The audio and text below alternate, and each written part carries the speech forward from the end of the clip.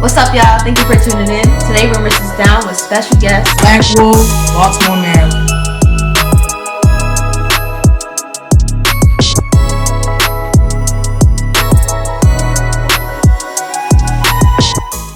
First, let me say thank you for letting us interview you. I appreciate it. Thank you. You're amazing. You're amazing. So this first segment is called Finish the Sentence. All right. So I'm going to give you 3 sentences. All you got to do is finish it. Okay. All right. I laugh when. I laugh at everything. I mean, life is too short. It's so much craziness going on in the world. You know, you got to have a sense of humor. And Absolutely. I like it light, you know, so I'm always, I'm always laughing, man. Always. Okay. I made a complete fool of myself when. Oh boy. Oh God. Oh wow. Where can I start? It's a lot. Can we come back to that? It's a lot. Okay. So I'm gonna have to throw another one in there. Okay. All right. You would never believe me if I told you. I saw UFOs the other night. Dead serious. I kid you not. I saw, like, we got it on film and everything. If you check my, well, it's not in my stories anymore, but wow. Like it was a bunch of like orbs coming up from the horizon. It was the craziest mess we'd ever seen, yo. Where? Right here in Baltimore. Like my house points to Greenmount Cemetery. Okay. And they were coming up right behind the cemetery, like almost in a straight line, and then like veering off toward the moon. It was wild. It was like, what is this? What's happening? This is not real. It was real, yo, and we saw it. Oh my goodness, that's crazy. Okay. Yeah. Last one. I admire people who are just real and move with integrity. That's really important to me, and it's an admirable and needed quality. You know, a lot of people don't know how to move like that anymore, and it's unfortunate, you know. So I really love people who inspire that in me, most, you know, first and foremost. So definitely that, yeah. Okay. So how did you get started as a tattoo artist? Like, and what made you want to become a tattoo artist? So I've been basically drawing my entire life.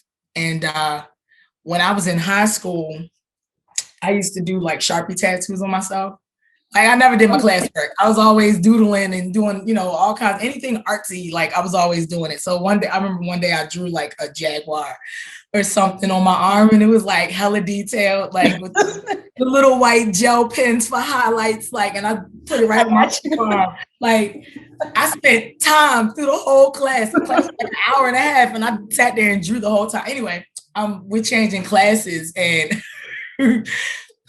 bless my heart. So it was this girl I had a crush on, and we were passing each other in the hallway, and she saw my arm, and she grabbed me up and was like, "Is this real?" And I was like, "Jesus Christ, she's touching me."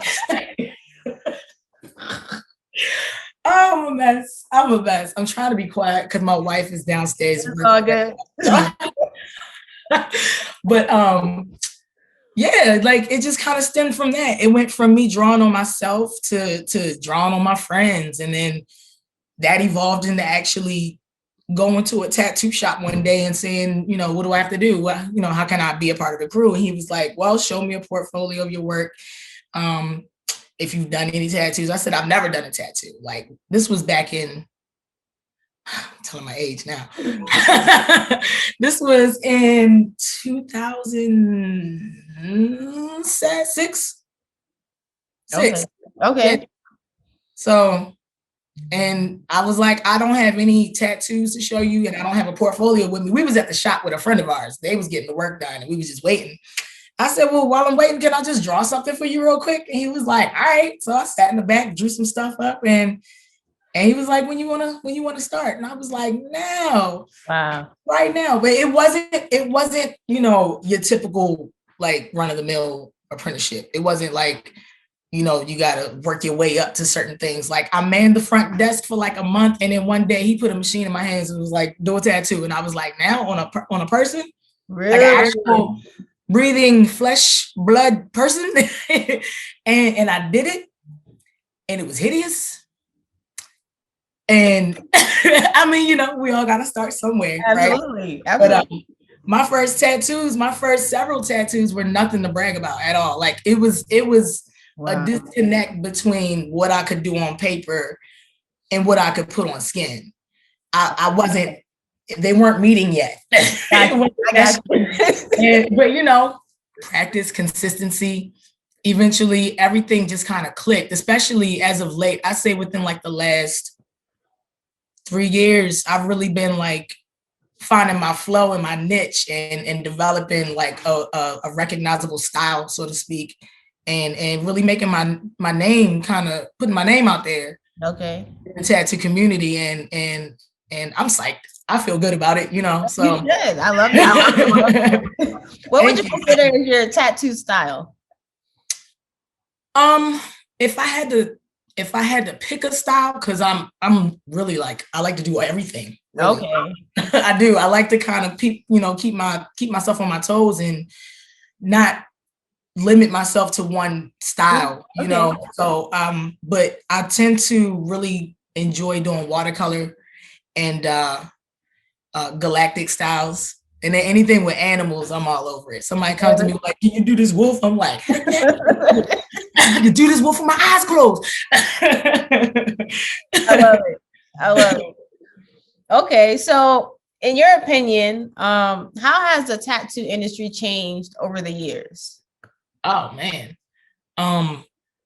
in so many ways, multitudes of ways. Like even like for me personally, like I don't use, you know, the old school coil machines anymore. Now we have wireless machines. Like when I realized that was a thing, I was like, stop playing, y'all got wire.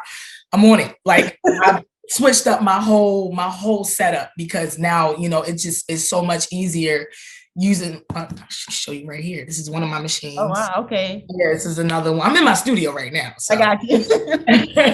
But yeah, you know, and I got carpal tunnel. Sometimes the old school machines just didn't agree with, you know, my hand and the balance, and my hand would lock up using them things. So the wireless machines, it just makes everything so much easier to clean up, you know. And then as far as the artistry, you know, some of the artists I follow, I'm like, y'all are not from this planet. I don't understand how you're able to accomplish some of the things that you accomplish on skin.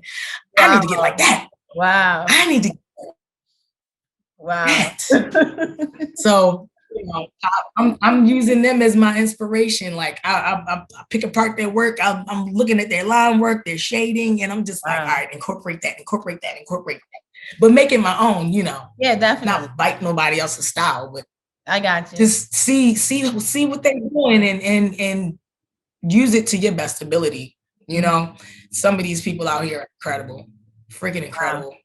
What? And I'm humbled to be able to like include myself in an industry that includes people like that. For sure. You know what I'm saying? For sure. So if you had to choose one artist, who would you say is your favorite? Who's the artist that inspires you the most?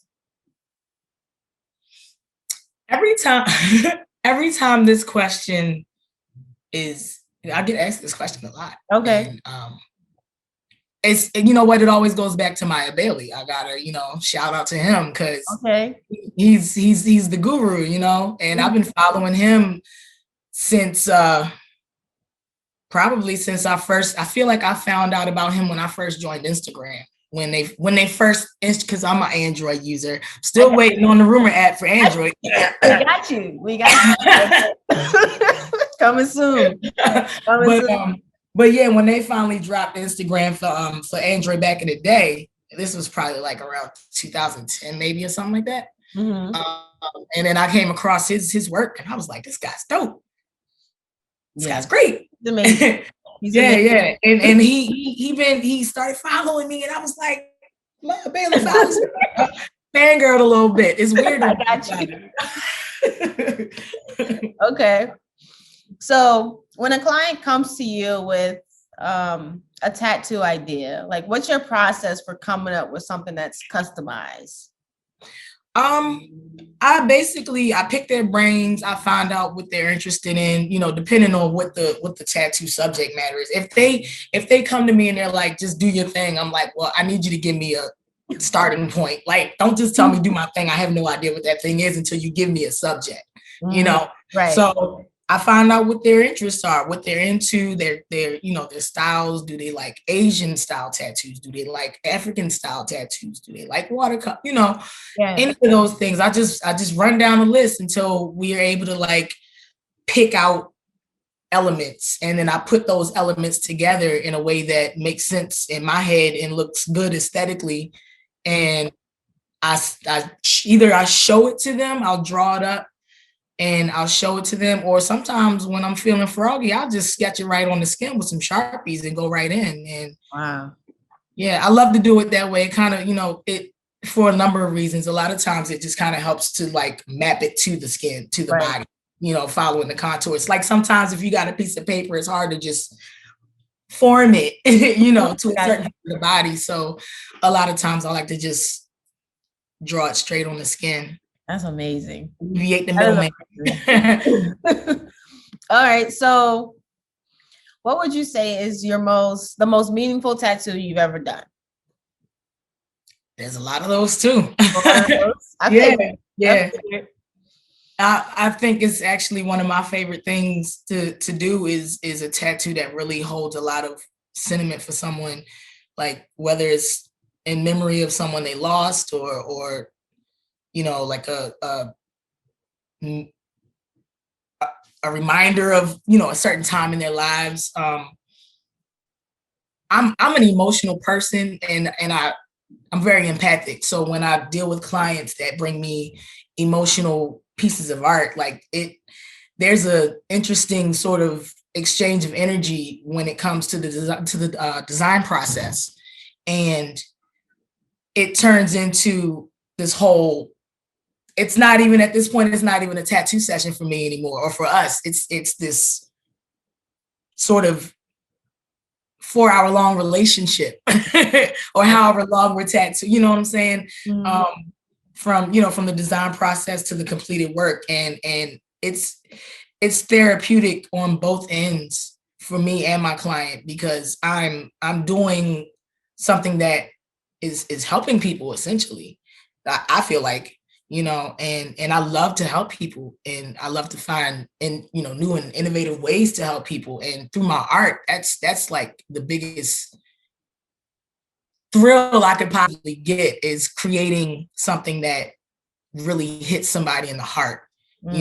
That's why I do it. That's really why I do it. I don't do it for me. I don't do it for, the money's great, but, but I'm not doing it just for that. I'm doing it because, there are people out here who want something special, and I feel like I can give that to them a lot of times. Have you had any experiences, like tattoo experiences, that like impacted your life? Like just, I don't know, somehow, some way changed you as a person? Yeah. Yeah. Going back, circling back around to, doing really emotional, heartfelt tattoos. I'm trying to remember like a very specific moment.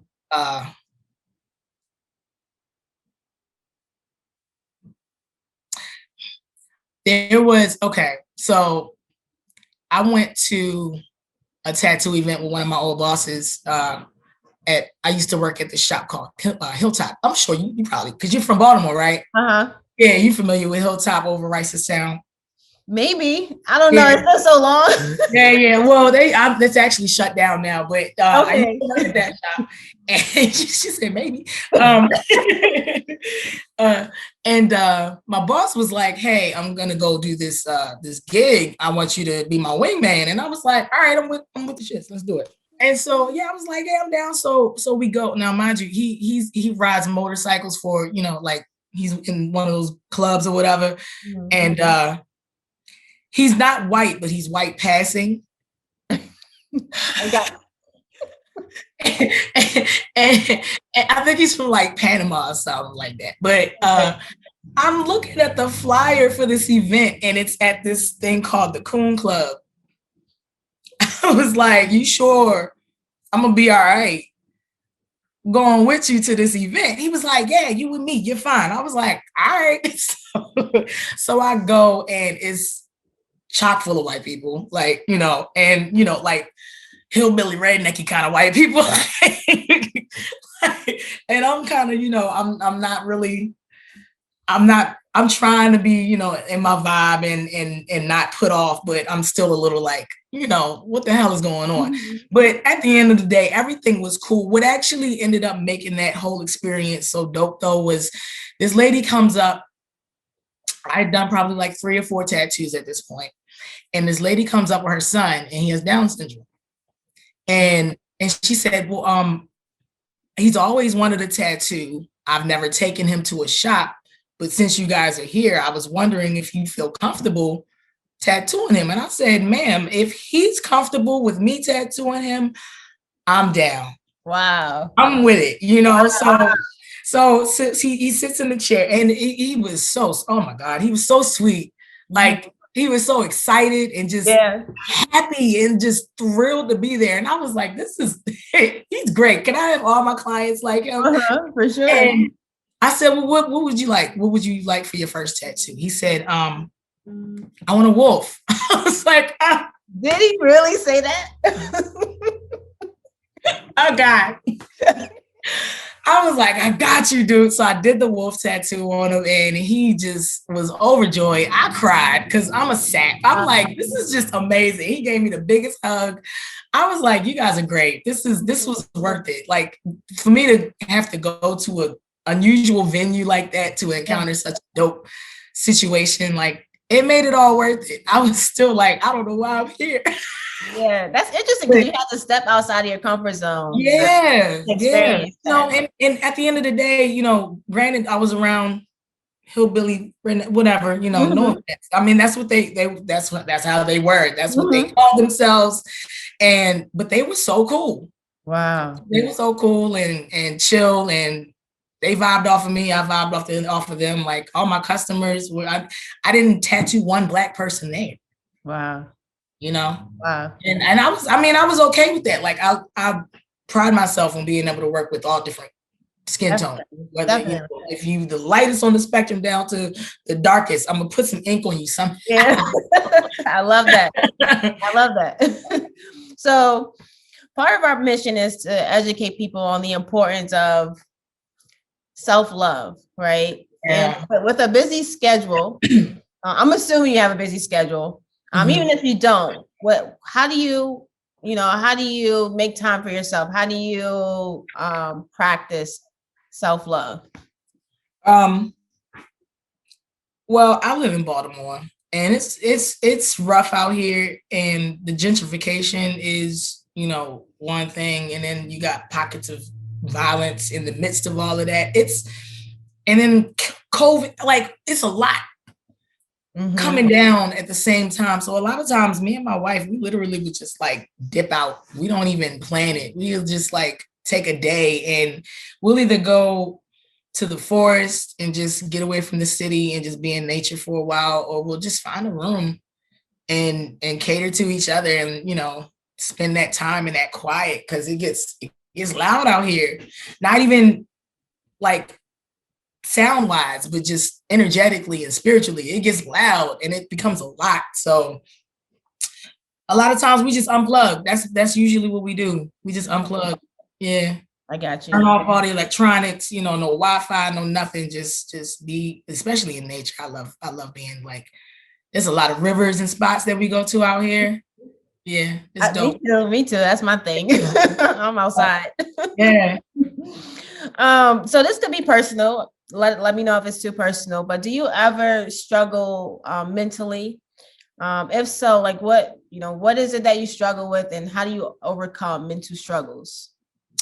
I definitely deal with my fair share of like anxiety, and even now, like being interviewed, I'm I feel it trying to like, I've never been like good with public speaking or, stuff like that. That's amazing. Like, I don't.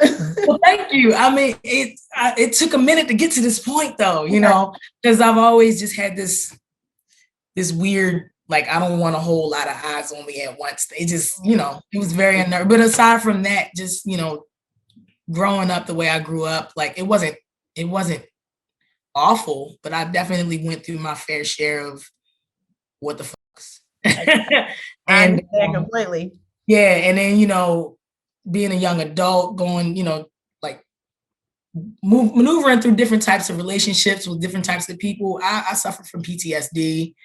And I really just try. My art actually helps me out a lot with that. Yeah, just creating and using that as a healing tool. I keep an art journal. I don't use it as much as I used to, but it's there for when I do need it, and I draw how I feel.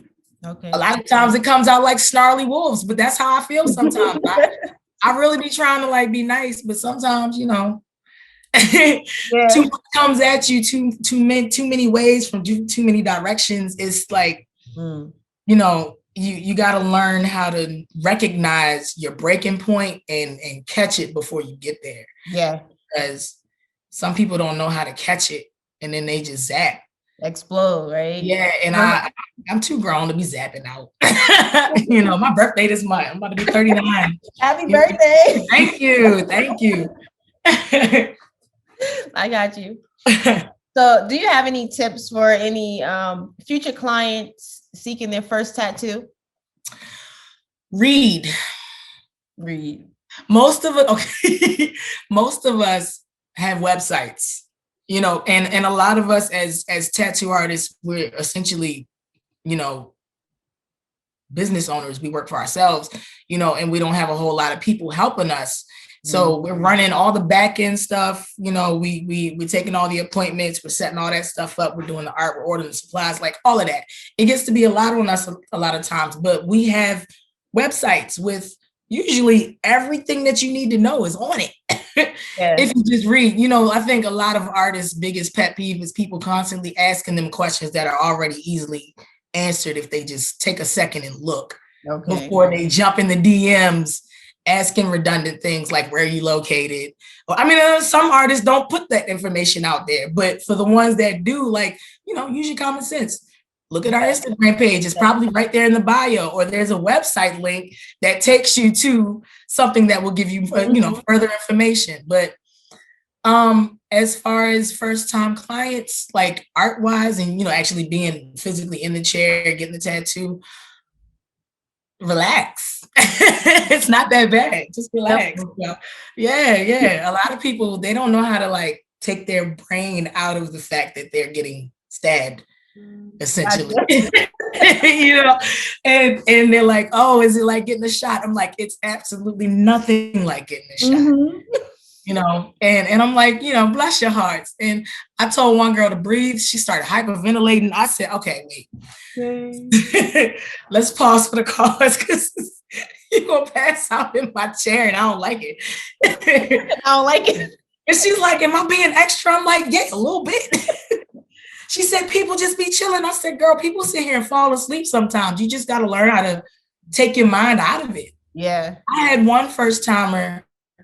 Shout out to Galinda. I just did it was the Libra scales under the boobs with the flower of life and stuff. Mm-hmm. And she sat like a brick. Wow. Like she threw some headphones in and she just zoned out. And she's older than a lot of my clients and ate it. Wow. Okay. I was like, I need more like you, man, because you're great. I had to number up or nothing. Really? Nothing. And she sat there, got a whole under boob piece, 2 sessions. Oh my goodness. Chilling. I was like, just kidding, because I don't even be sitting like this for my own tattoos. So, what advice would you give to up and coming artists or people who are just thinking about becoming a tattoo artist? Practice your artwork. Yeah. That before you even put a machine in your hand, like practice your artwork on paper, practice on fake skin before you start doing tattoos on actual skin. I wish that I'd have, learned a different way. Like, I appreciate the way that I was given my opportunity. I wouldn't be here if not for that. Mm-hmm. I do wish that I had a little bit more hands-on training as far as what to do on different types of skin. And, there was a lot of things I didn't know in the beginning that I kind of had to learn on the fly and by trial and error, mm-hmm. And,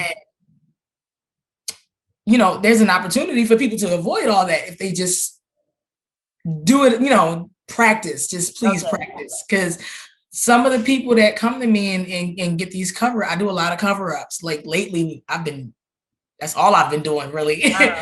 And it's like some of the work that I've seen, if it's old, that's understandable. It's old, it's outdated, but some of the recent work I've been seeing is like, it's not up to par. Mm. And I'm like, why did you let them do this to you?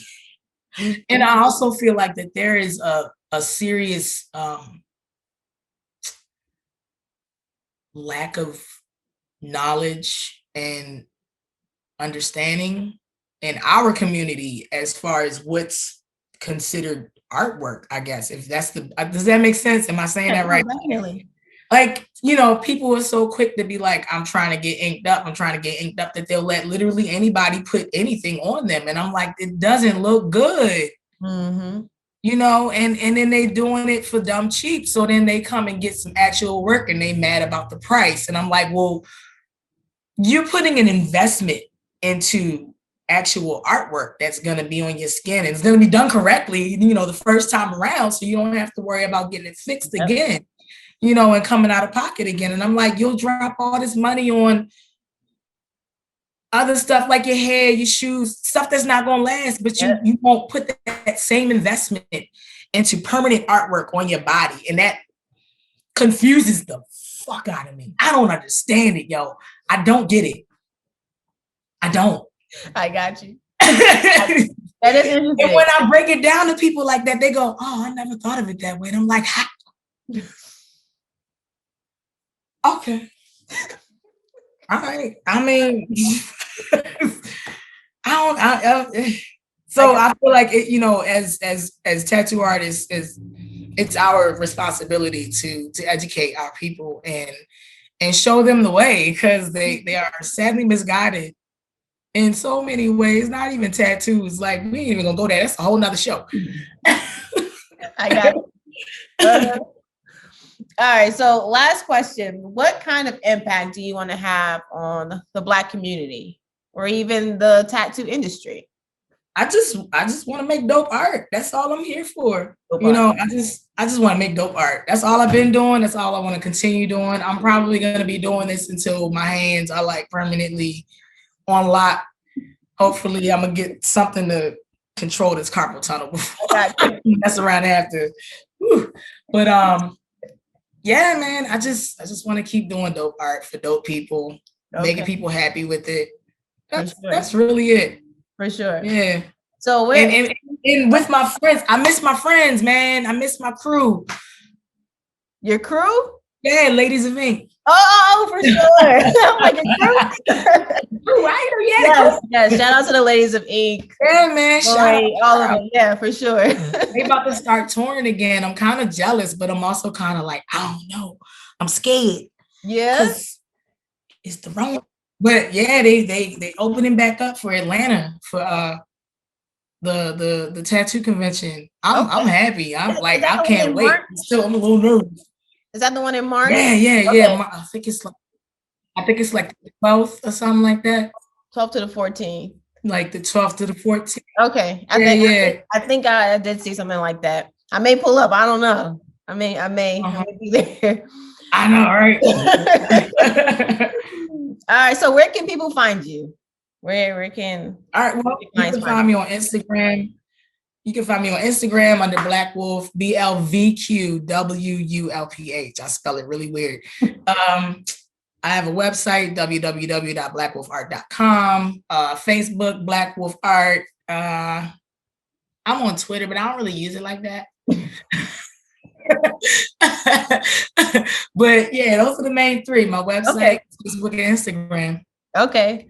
Well, thank you so much for being a part of this. You've been so insanely supportive. So we just want to thank you for that. Oh man, I appreciate it. I appreciate it because like this is what we need. You know, like the fact that you put this whole thing together, you and everybody else that you've been working with, like kudos to y'all, man. Because I like, you know, and I see a lot of like pages on like Instagram and a lot of like dark skin body art, for example, and they shout out a lot of artists, and a lot of people are like, well, I can't find an artist like that in my city. So the fact that y'all are like consolidating all of us, like yeah. Yeah, I mean, we're still growing, we're still making the app better, but yeah. Man, I love it. It's insane. It's insane. It's gonna be great. It's gonna be great. I'm excited to be a part of it. Thank you. Thank you so much. All right, I appreciate you. Have a good one. All right, you too. Bye-bye. Peace.